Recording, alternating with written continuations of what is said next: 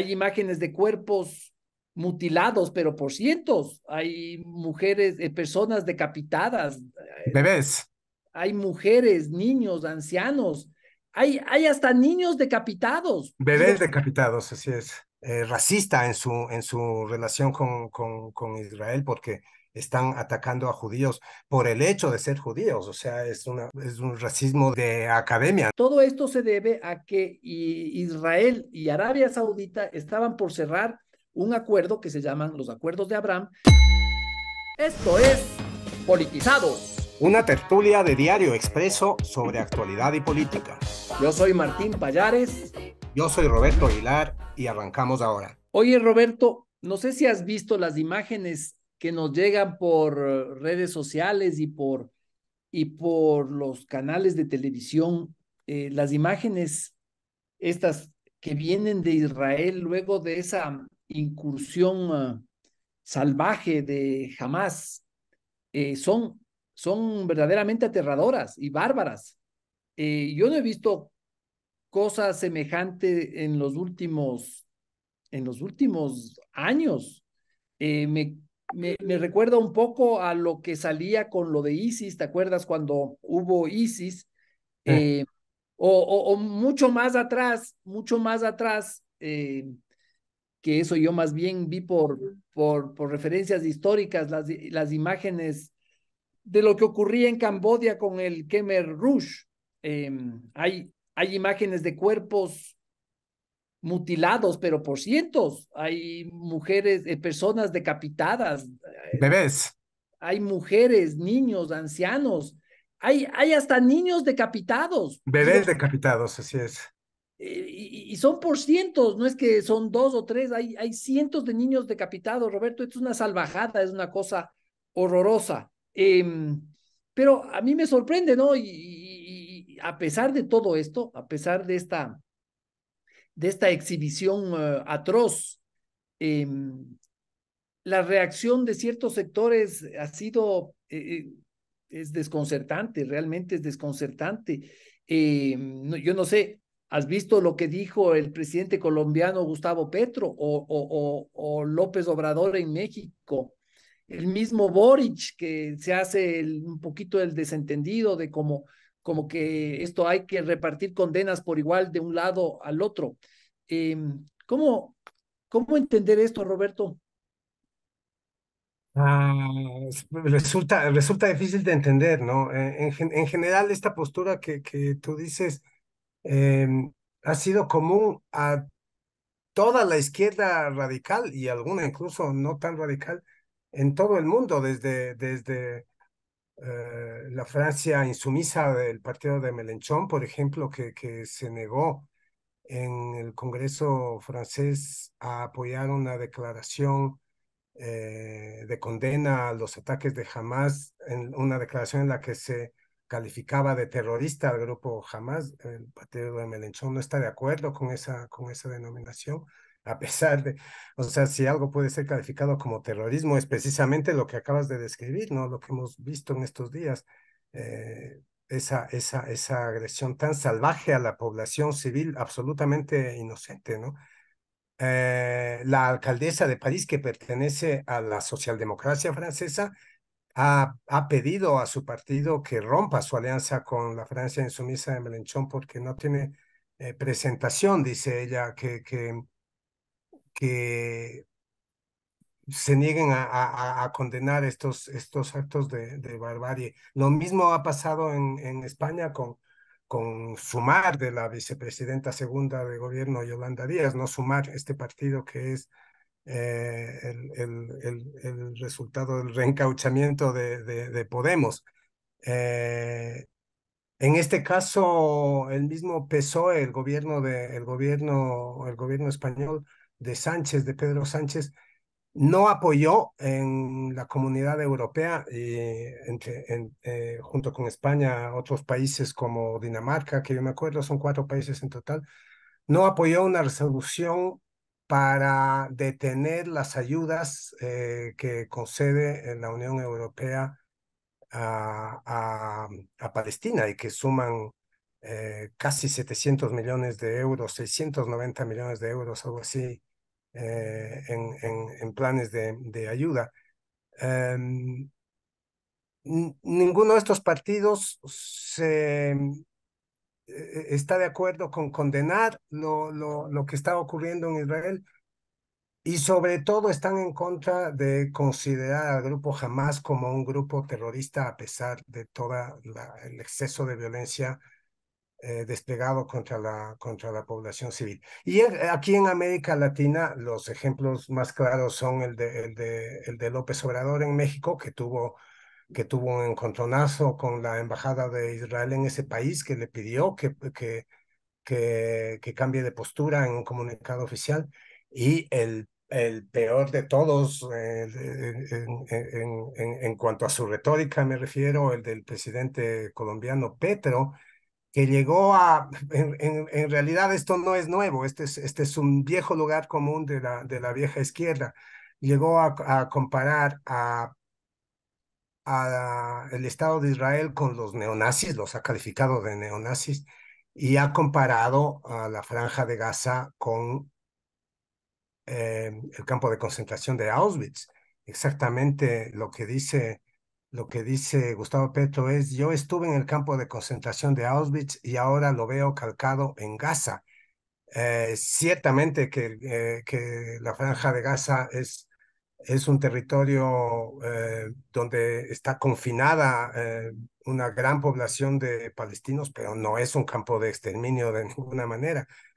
Eh, Eso también ha creado en Colombia, ha producido eh, distintas reacciones e incluso la Embajada de Israel intervino también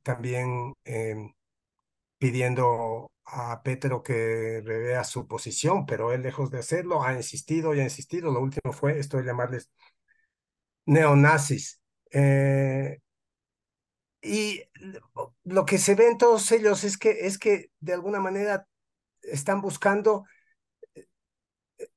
tratan de encontrar la justificación de la violencia, por extrema, por brutal que sea, tratan de encontrar la justificación en causas históricas, ¿no? La vieja historia de la rivalidad árabe-israelí que ellos leen como como una historia en la que Israel repite después de haber sido, el pueblo judío, después de haber sido víctima en la Segunda Guerra Mundial, se convierte en victimario de los palestinos, que son las nuevas víctimas, ¿no? Y ellos que llaman fascistas a todo el mundo, se niegan a llamar fascistas a estas personas que están matando judíos por el hecho de ser judíos, como dice el periodista judío argentino Alejo Shapir en un artículo publicado el día de ayer en ABC, en España. Sí, aquí quería agregar una cosa, ¿no? Porque es curioso, Petro habla de Auschwitz, Auschwitz porque seguramente fue de turista, o sea, Claro. y por eso lanza semejante estupidez. Pero a lo que yo iba es a esta contradicción, a esta, que es como una suerte de una alianza sin sentido, contradictoria, ¿no? Entre la izquierda y estos grupos. Se suponía que o es lo que a nosotros nos habían dicho durante años, que la izquierda es lo que se llama el progresismo y que eso, y el progresismo siempre está por la diversidad, por los derechos de las mujeres, por los estados laicos, ¿no es cierto? Y de repente tenemos a estos movimientos de izquierda y a estos gobiernos de izquierda que se convierten en aliados de los más teocráticos, los más homofóbicos, los más transfóbicos, los más Patriarcales. Ellos sí patriarcales en patriarcales. todo el sentido de la palabra. Absolutamente, o sea, ni siquiera dejan que las mujeres se dejen el cabello afuera, ¿no? Ahí tenemos a Hugo Chávez, es un ejemplo increíble. Él con toda esa retórica de la izquierda y ni sé qué, fue aliado de Hezbollah o el mismo Correa, esa relación con Irán, que es el gobierno más teocrático, homofóbico y machista del mundo. Incluso allá es a donde fueron las asambleístas Marcela Holguín, Johanna Ortiz, no me acuerdo, había alguna, Pamela Aguirre del correísmo, que se llenan la boca de izquierda y de cosas de mujeres, ni sé cómo, estuvieron ahí puestas el chador, creo que se llama el chador, lavándole la cara al gobierno de Irán.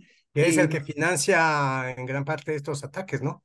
Exactamente, es lo que es el país que financia a Hamas.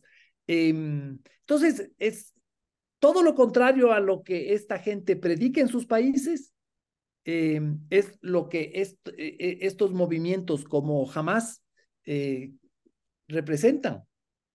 Y la explicación, quizás la explicación de esto un poco, Martín, sea parte de la misma gran paradoja, ¿no? Porque la explicación de por qué están apoyando de una manera tan irreflexiva y ciega a este grupo terrorista tiene que ver con a este grupo terrorista que es tan contrario a estas identidades, ¿no? Por ejemplo, a los, a las mujeres, a los homosexuales, y que de alguna manera es racista en su relación con Israel porque están atacando a judíos por el hecho de ser judíos. O sea, es, es, es un racismo de academia, ¿no? O sea, Claro, es porque muchos de los asesinados pueden ser unos proletarios de Israel, o sea, hasta sí, pero dónde lo que queda importa incluso. es que son judíos. ¿Y por qué ocurre esto? ¿Por qué las izquierdas progresistas están apoyando a gente tan reaccionaria como jamás? Porque son absolutamente reaccionarios. Es, y esta es la gran paradoja, es porque por este nuevo discurso de la izquierda posmoderna, hubo un momento de la historia reciente en la que la izquierda radical abandonó esta figura del proletariado como fuerza revolucionaria, ¿no? El sujeto de la revolución era el obrero y eso desapareció en parte porque la clase obrera se convirtió en una gran aliada del capitalismo en los países donde el capitalismo se desarrolló más como en el primer mundo, sobre todo, ¿no es cierto? La clase obrera se volvió una clase consumista que tenía que comprarse carro y tenía que pagar su departamento, etcétera. Y desapareció este sujeto revolucionario y apareció un nuevo sujeto revolucionario que son las microidentidades. La izquierda asumió el discurso identitario que ve en las mujeres, los homosexuales, las minorías étnicas, todas las víctimas del patriarcado, del occidente capitalista, etcétera, son la nueva clase revolucionaria o el nuevo sujeto revolucionario. Y la causa palestina cayó ahí, aunque esté representada por esta gente tan reaccionaria, cayó como anillo al dedo, porque una de las características de este discurso de las identidades es el apoyo a la víctima por decreto, es decir, es un discurso que decreta quién es la víctima y quién es el victimario. Es un discurso que decreta quién es el racista y quién es el racializado. Y desde este punto de vista, que es el de la teoría crítica racial, una cosa que surgió en los campus de las universidades de Estados Unidos, los negros, por ejemplo, no pueden ser racistas. Solo los blancos pueden ser racistas porque son los blancos los que han ejercido una opresión basada en la diferencia racial durante los siglos. Y eso ha pasado con los palestinos. Los palestinos no pueden ser racistas, entonces no importa que los palestinos estén matando a judíos por el hecho de ser judíos. Eso no es racismo, según esta retorcida manera de mirar las cosas.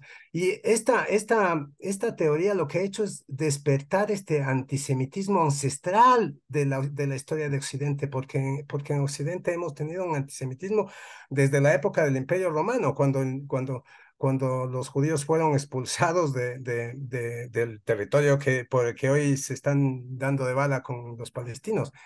Eh, y de ese antisemitismo parece ahora la izquierda ser la nueva abanderada, lo cual es una cosa absolutamente incomprensible, ¿no? Sí, sí, y incomprensible y siniestro, ¿no? Y además, otra cosa que me llama la atención es que dentro de esta narrativa, ¿no es cierto? Eh, a mí me parece muy justo que haya una solidaridad con el pueblo palestino o con la gente que vive en esas zonas, pero algo que me llama la atención de esta narrativa es que nunca se discuten ciertas ideas que pueden romper con determinados dogmas de fe o mitos que tiene esta gente, estos sectores, ¿no? Por ejemplo, eh, eh, Israel tiene bloqueado a Gaza, no pueden salir, no pueden entrar, entonces dicen, los han convertido, es la cárcel más grande del mundo, etcétera. Pero nunca se dice que el otro país vecino limítrofe de Gaza es Egipto, y Egipto tiene exactamente la misma política frente eh, a Gaza. Tiene desde el 2007, tiene absolutamente bloqueado. Ya con el tiempo ya parece que permiten que transiten ciertos productos y cierto comercio, pero Egipto tiene, pero Egipto dentro de esta cosmovisión es el hermano árabe bueno, ¿no es cierto? Y no es tan así. Eh, entonces, son cosas que nunca se mencionan, como por ejemplo, que desde el 48 hasta el 1967 que hay eh, La guerra de los 6 días. la guerra de los 6 días, ni Egipto ni Jordania, que tuvieron bajo su control, durante todos esos años tuvieron bajo su control esos territorios, esos países tampoco reconocieron un territorio para el pueblo al que se le llama palestino, ¿no es cierto? Entonces, eh, esas cosas tampoco se hablan, es totalmente unidireccional ese pensamiento, ¿no? Así es. Bueno, nada de esto significa que el Estado de Israel sea un angelito, ¿no? O sea, No, yo creo que este conflicto se caracteriza porque plantea la imposibilidad de tomar partido. Em, eh, es verdad que los palestinos que viven en la franja de Gaza viven una situación de completa marginalidad, que son objeto de controles que les imposibilitan moverse por el territorio, no tienen libre tránsito. Es verdad, además, que no en la Franja de Gaza, donde el Estado de Israel no tiene ninguna presencia, me parece que desde el año 2005, pero sí en Cisjordania. El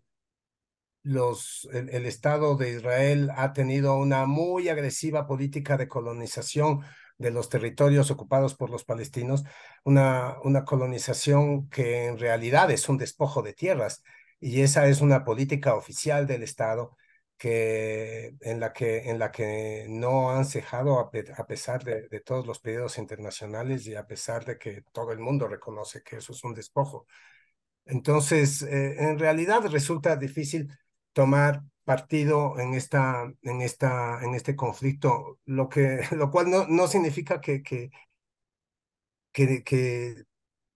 no podamos ver las atrocidades que están ocurriendo, ¿no? Además, hay ciertas cosas. Vos hablabas de los mitos y de los dogmas de fe en cuanto al apoyo a la causa palestina, ¿no? Porque el apoyo a la causa palestina es un dogma de fe de lo que podríamos llamar el campo progresista de la política occidental en general. Eh, y uno de esos dogmas de fe sostiene un poco lo que acabo de decir, que la marginalidad de la Franja de Gaza y de los habitantes palestinos es producto de la opresión del Estado de Israel.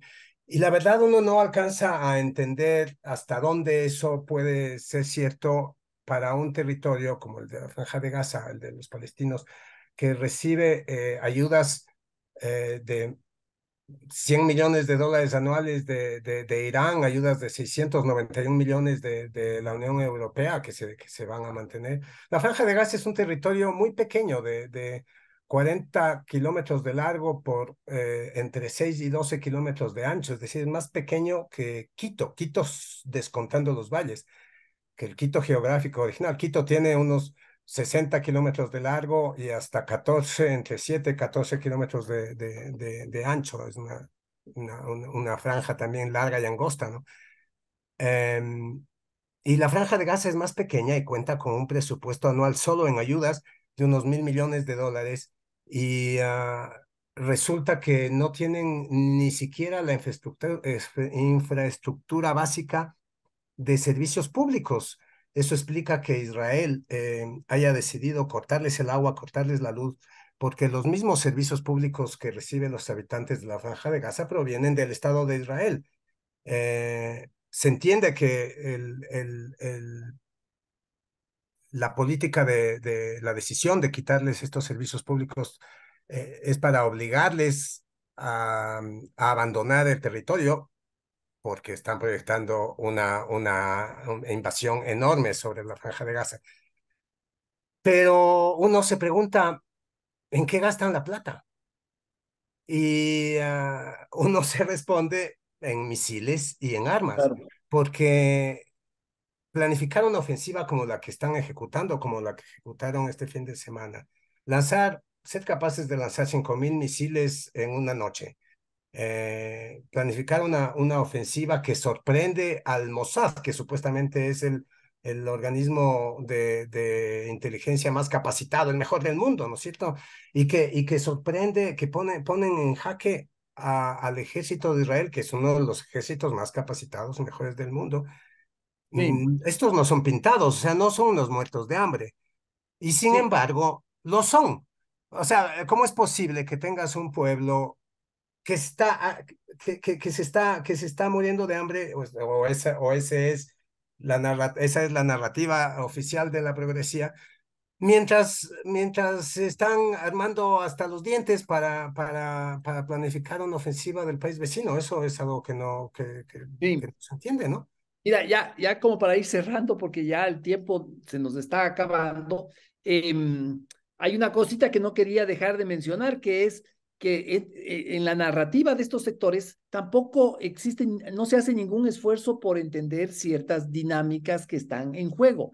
Este ataque de Hamas, y esto lo dicen los mejores analistas del mundo, por ejemplo, Martín Indyk, que fue embajador de los Estados Unidos ahí 2 veces y fue el asesor de Obama para el Oriente Medio, que sostienen que todo esto se debe a que Israel y Arabia Saudita estaban por cerrar un acuerdo que se llaman los acuerdos de Abraham, según el cual Arabia Saudita y gran parte del mundo árabe se comprometían a reconocer la existencia de Israel, que es un tema que hasta ahora no existía, y Israel se comprometía a su vez a hacer concesiones a la autoridad palestina, que es enemiga de Hamas. Entonces, ¿qué pasa? Ante la perspectiva de este acuerdo, Irán, que es el que financia a Hamas, eh, eh, se confabulan en esto para hacer este ataque porque ese acuerdo era gravísimo para ellos, porque quedaban aislados, Irán y Hamas quedaban aislados en el mundo árabe frente al tema de Israel, ¿no? De eso no se habla. Esto fue un atentado a un acuerdo de paz que estaba en camino. En resumen, Martín, nada de lo que complejice este tema que es de por sí uno de los más complejos del planeta. Nada que lo complejice es considerado, porque se trata una vez más de un dogma de fe y el catecismo de la progresía manda a apoyar la causa palestina y oponerse al malvado Estado de Israel, y eso es lo que hacen contra toda evidencia, ¿no? Incluso cuando la causa palestina pasa por decapitar bebés. es como con el apoyo a Fidel Castro o incluso el apoyo a la Unión Soviética o la reivindicación del Che Guevara, con todo lo que ahora conocemos sobre el Che Guevara, con todo lo que podemos ver sobre Fidel Castro. El mismo Petro hace no más de un mes puso algunos tweets defendiendo a Fidel Castro como el héroe de la igualdad y del bienestar del pueblo, el que dio educación y dio de comer a un pueblo que en realidad se está muriendo de hambre por una política económica absolutamente incapaz e inepta, ¿no? Sí, Eh, Roberto, ya nos están mandando señales de humo nuestros, nuestros productores así que ya las tenemos que veo. cortar. Sí, bueno, simplemente para cerrar acá, este tema nos podríamos explayar, es un tema fascinante, muy trágico, terrible, y nada más que quedar en invitarles a que mañana también nuevamente nos vean, nos escuchen y nos vean en Politizados. Roberto ya regresó de vacaciones, así que vamos a seguir aquí diariamente. Y suscríbanse a Diario Expreso. Adiós.